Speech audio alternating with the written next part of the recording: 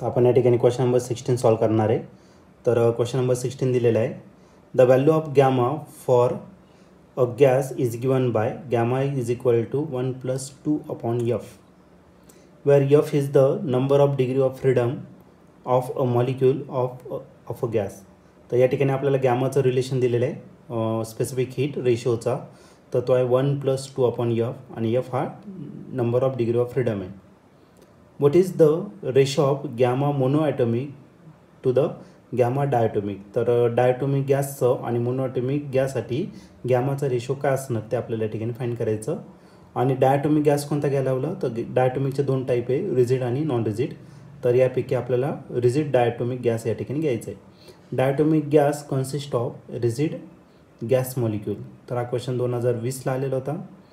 तर याच्या 4 ऑप्शनपैकी पहिलं जे ऑप्शन आहे ए ते आहे 25 डिवायडेड बाय 21, बी ऑप्शन आहे 3 डिवायडेड बाय 10, सी ऑप्शन आहे 21 डिवायडेड बाय 25 आणि डी ऑप्शन आहे 10 डिवायडेड बाय 3.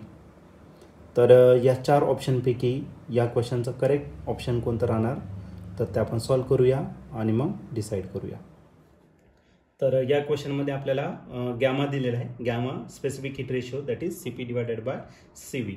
आणि या गॅमाची जी व्हॅल्यू आहे तर गॅमाची व्हॅल्यू आपल्याला गिवन आहे 1 + 2 अपॉन एफ इतकं दिलेलं आहे. एफ म्हणजे टोटल डिग्री ऑफ फ्रीडम दिलेलं आहे तुम्हाला, number of degree of freedom.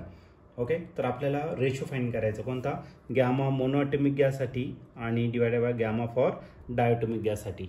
हा रेशो आपल्याला या ठिकाणी काय करायचा, फाईंड करायचा आहे. पण आणखीन गिवन दिलेला आहे डायटोमिक गॅस जो आहे तो रिजिड आहे फक्त.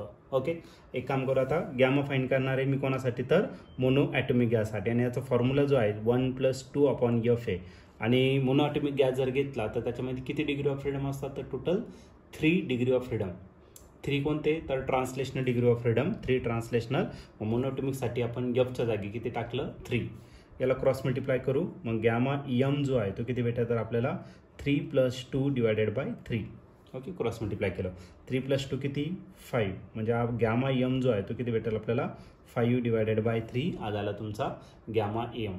आता आपल्याला रिजिड डायटोमिक गॅससाठी घ्यायचं आहे आणि त्याचा जो फॉर्म्युला आहे 1 + 2 अपॉन एफ.